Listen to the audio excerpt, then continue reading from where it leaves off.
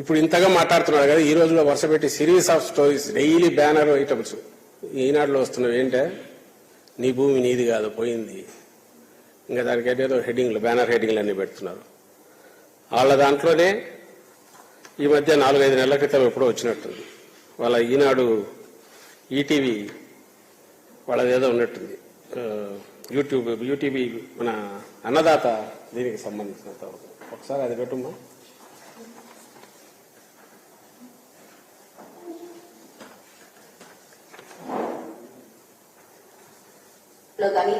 భూ యజమానులకు భద్రత కల్పించే టైటిల్ గ్యారంటీ చట్టం భవిష్యత్తులో రాబోతోంది. ఆంధ్రప్రదేశ్ లో ఇప్పటికే కూడా మీకు భూమి ఉంటే అది పట్టాదారు పాస్ పుస్తకంలో రికార్డులో కానీ నమోదై ఉంటుంది. ప్రస్తుత విధానంలో ఒక్కోసారి భూమి ఉన్నా సరైన పాస్ పుస్తకాలు లేక లేదా ఇతర హక్కు పత్రాలు లేక రికార్డులో సరైన వివరాలు నమోదు కానందువల్ల భూ యజమానులు ఇబ్బందులు పడుతున్నారు. కానీ కొత్త చట్టాన్ని అనుసరించే భూమి హక్కుదారులు తమ వివరాలను నమోదు చేయించుకోవాల్సి ఉంటుంది.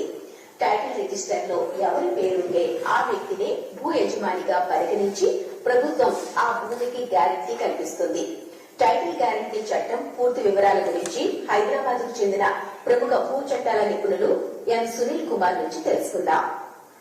అంతేకాదు, ఈ రికార్డులో ఉన్న వివరాలకి గవర్నమెంటే గ్యారంటీ ఇస్తారు. ప్రభుత్వ హామీ ఉంటుంది కాబట్టి ఆ రిజిస్టర్ లో మన పేరు వచ్చిన తర్వాత కూడా ఏదన్నా కష్టం కలిగి ఆ భూమి మీద హక్కు కోల్పోవాల్సి వస్తే కనుక ఇన్సూరెన్స్ డబ్బులు వస్తాయి. దాన్ని టైటిల్ ఇన్సూరెన్స్ అంటారు. ఈ రోజున మనం ఒక కారు కొనుక్కున్నప్పుడు, ఒక బైక్ కొనుక్కున్నప్పుడు ఇన్సూరెన్స్ చెల్లిస్తాం. ఆ కారుకో బైక్ మన ప్రమేయం ఉన్నా, మన తప్పుగా వేసుకున్న ఏదైనా నష్టం జరిగితే ఇన్సూరెన్స్ కంపెనీ వాళ్ళు కొంత డబ్బు చెల్లిస్తారు. కానీ మన జీవితాంతం కష్టపడే డబ్బులతోటి ఒక ప్లాట్ ఇంత పొలము కొనుక్కుంటే ఒకవేళ ఆయన చుట్టూలో ఉండిపోయింది, ఆ తర్వాత తెలుస్తుంది ప్రభుత్వ భూమని, ఆ తర్వాత తెలుస్తుంది అసైన్మెంట్ భూమని, లేదా డబ్బు రిజిస్ట్రేషన్ జరిగింది, ఏదైనా నష్టం జరిగితే కొంత డబ్బులు ఉంటే మనం కొద్దిగా కోల్పోవాల్సి వస్తుంది. కానీ ఈ టైటిల్ గ్యారంటీ వ్యవస్థ కనుక ఉండి మన టైటిల్కి ఏమైనా ఇబ్బంది కలిగితే ఇన్సూరెన్స్ కంపెనీ వాళ్ళు డబ్బులు చెల్లిస్తారు. గుడ్. ఎట్లా ఉంది రామాజీరావు? మీదే, కానీ బహుశా మాకు దొరికిందని తెలిసినట్టుంది. తీసేసినాడు ఇప్పుడు యూట్యూబ్ నుంచి, ఇప్పుడే తొలగించినాడు. ఎంతసేపు అయింది? ఇప్పుడేనా 20 minutes అయింది.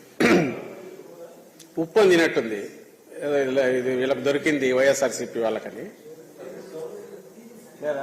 తీసారా? ఓకే, ఇంకా రాదు. డౌన్లోడ్ చేసిన ఇస్తాం. దానికి స్క్రీన్ షాట్ కూడా తీసినట్టున్నారుగా. స్క్రీన్ షాట్ ఉందా? స్క్రీన్ షాట్ ఎక్కడ? ఇదే లింక్. సరే, నేను స్క్రీన్ షాట్ తీయమని చెప్పిన. ఓకే, సర్లే, మళ్ళీ ఉందిలే, మళ్ళీ పంపిస్తాం, మీకు అందరికీ ఇస్తాం. సో ఇప్పుడు ఏమైంది, వీళ్ళకి తెలిసిన అలవాటు, వీళ్ళకి మామూలుగా ఆ రోజు చంద్రబాబు నాయుడు కూడా 600-700 హామీలు ఇచ్చినాడు, ఇట్లా పెడతాడు, అట్లా లేపేస్తాడు. ఈ పెద్ద ఆయన ముసలాయనకు రామోజీరావుకు ఇప్పుడు తెలిసినట్టుంది, ఇమ్మీడియట్ తను పీకేసినాడు. నోరు తెరిస్తే అబద్ధాల్లో కూడా ఎవరికి హామీ చేయని అయితే ఏమన్నా అనుకోవచ్చు, లేదా రాజకీయం కోసం ఏదో మాట్లాడుతున్నారంటే ఏమన్నా అనుకోవచ్చు. ప్రజలకు సంబంధించినంత వరకు వాళ్ళ ఆస్తిపాస్తులకు, వాళ్ళ ఆలోచనల్లోనూ వ్యవస్థల మీదే నమ్మకం పోయేలాగా, భయం పుట్టేలాగా విష ప్రచారం చేయడం అనేది అంతకంటే ఘోరం, పాపం వేరే ఉంటుందా? నేను స్ట్రైట్ అందరిని వీళ్ళనే అడుగుతున్నా.